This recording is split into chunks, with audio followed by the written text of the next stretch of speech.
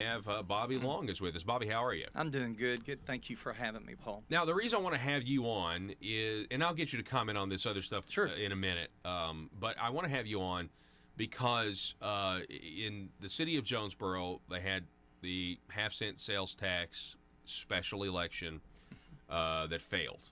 And I guess it was a full cent, right? Full cent. Yeah, it was a full cent, half cent for police and fire, half cent for Whatever. quality of life election. No one really knows. Yeah.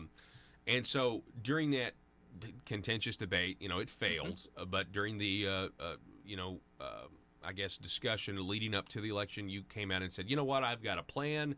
I'm going to commit right now to, if this fails, I'll put forward another resolution for a quarter cent.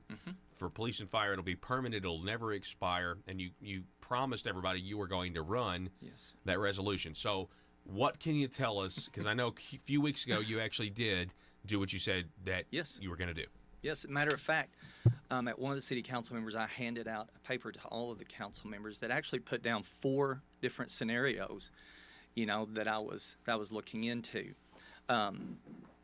Each one of them provided all the money that the police and fire departments had said that they needed. I asked them back in May, to provide me with what they provided Team Jonesboro as far as what their needs were over the 10-year period, 12-year period. I received emails back from both. The fire chief, of course, gave me their strategic plan. I took page 12 out of that, which was the summary page of all the needs that they would need. I guess that was 5 years or something like that. Chief Elliott provided me with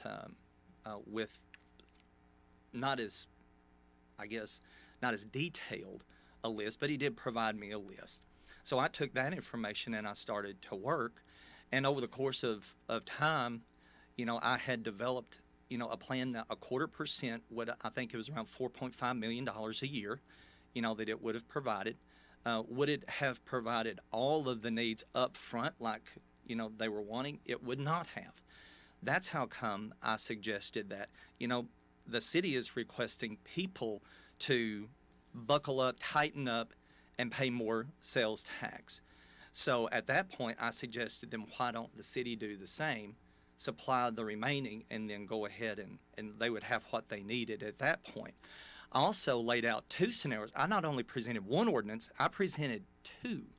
One was the 0.25% only. That's all, 0.25%. And my reasoning behind that was, first of all, it kept our overall tax rate below 9%, which I think is very, very important to keep businesses competitive. Like I said during the whole hour-long question and answer thing that we got when I presented my ordinances. But let's say you have an air conditioning installer here in Jonesboro and one in a neighboring city. The neighboring city's sales tax rate is higher than ours. Our employer has a competitive advantage just on the tax rate. So when we start raising our taxes, our employers and our people that are entrepreneurs, they lose that advantage and we put them at a disadvantage. And I didn't want that to happen. I wanted to keep our sales tax below 9% and below many of our surrounding communities, just so that our employers could still maintain that competitive advantage. Well, after about an hour of question and answers back from the Finance Committee, they decided to table both of my ordinances, citing that they needed a full, comprehensive investigation as far as, what the needs are and how long it would take and things like that. So they tabled both of my ordinances. I find it interesting, though, that when Team Jonesboro brought their proposal to the Finance Committee, I can't remember not one question about how did you formulate your tax? How did you get to this, to where you have the tax out? There was not one question that I can remember. But when I brought my single issue ordinance, then we had discussion for over an hour before they were both finally tabled. And, I told them at the beginning, I said, I welcome these questions. They need to be asked. People need to know, and but it's a contrast, definitely a contrast. It's definitely a contrast. Another thing that was interesting that was sort of telling, is that they started bringing up, well, you have this notion of essential and non-essential, services.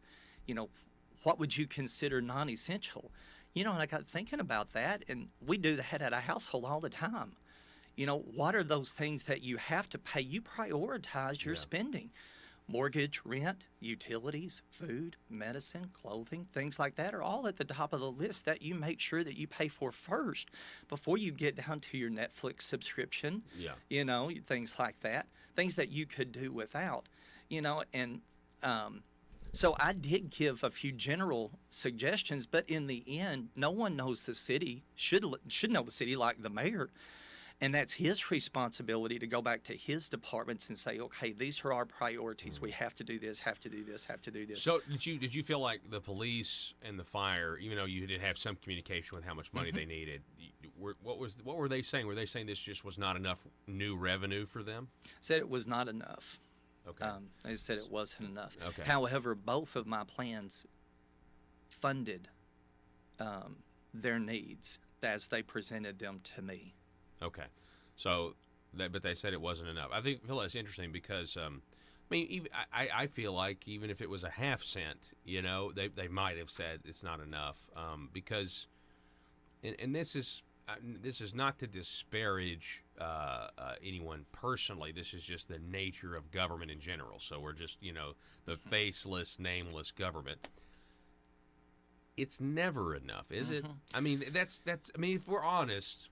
Whatever level of funding, the government is always going to say, well, it's not enough, we need more, right? Right, it's never enough. And I think $4.5 million a year is a pretty good amount. However, now, I don't want to go back and say that, the half cent. I think you would have had some that may have said, hey, this half a cent, really? is good. I think there may have been people like that. We really don't know. We might know because, when you look at having the election in the primary, in March, then there are certain things that have to happen before that. So if we do see another sales tax proposal, which I think Jonesboro probably will, before the end of the year, I think you'll see something along those lines. Now, I don't know if it's going to include, amenities like it did last time. It might just include public safety. You think we'll vote in the primary? You think they'll put it in a primary election? I think there is a really good chance that you will see another proposal. Okay, but we don't know. I don't know who that's coming from. Special election primary or anything. I hope it's not going to be a special election. Me too. So hopefully, if whoever decides to go that route, we'll bring that up. But I really believe that you're going to see another Jonesboro sales tax proposal. Yeah. It will not come from me. I've had two on the board. Yeah, you did what already, you said you were and there was not one single vote for it. Or I didn't even think there was an appetite for any serious discussion as far as looking into it for it to be a possibility. Yeah. So. Well, the reason I wanted to have you back on is just I want everybody to know that you did what you said you were going to do. You said, "Hey, I'm going to commit." Not only did you proposed one, you proposed two, and they didn't seem like they had an appetite for it. And I really tried. I mean, I tried to answer all of their questions. It was sort of telling. When at one point they said. I forgot who it was that asked me, but they said, did you even consider, since I'm the chair of the Public Services Committee, would you even consider, amenities, something for public services, amenities and things like that, since you are the chair? And I thought, no. When you're pulling down money out of reserves just to balance the budget, it's like saying, my roof is on fire, so I think I'll build a swimming pool in my backyard. No, you put your roof out first. You take care of your needs first. So would I like to see those things eventually? I sure would if at some point down the road we have the money for it. But right now we have to take care of more pressing issues. And one of those is making sure that we balance the budget without pulling money out of reserves. Wow. And that's responsible. That is the responsible attitude that you would want out of every public servant. You would want them to say, okay, yeah, I would love to have these amenities, but if we're if we're taking all this money, if we're Yeah. not able to balance our books now, that's totally common sense. We're talking with Jonesboro Alderman Bobby Long.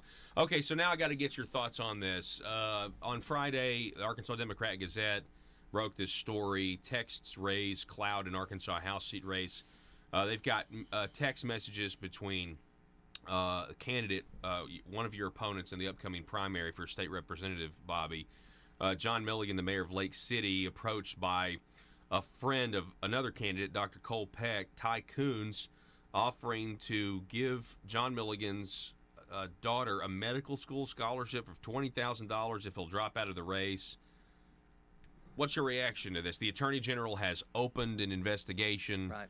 What do you think about all this? Oh, wow. Yeah, when I read that story in the Arkansas Times first, Okay. I found it in the Arkansas Times first, but it was the Democrat Gazette, I think. I got a call on Friday, or one day late last week, and they asked me about it. And, first of all, it's unfortunate, that would happen. Second of all, I had not read the text stream or anything like that, so I didn't have Because the story wasn't out yet. story wasn't out yet, so I hadn't looked at it. So I believe my comment would probably be the same as it is now. It's unfortunate that happened. And to be honest with you, both of these people have families. Both of them have kids. And it's a shame. That has to go on for their sake as well. Secondly, the Attorney General's office is now involved. And I have confidence that they're going to get to the bottom of it. Like I said, when you run a campaign on a shoestring budget, it's you and that guy you look at in the mirror.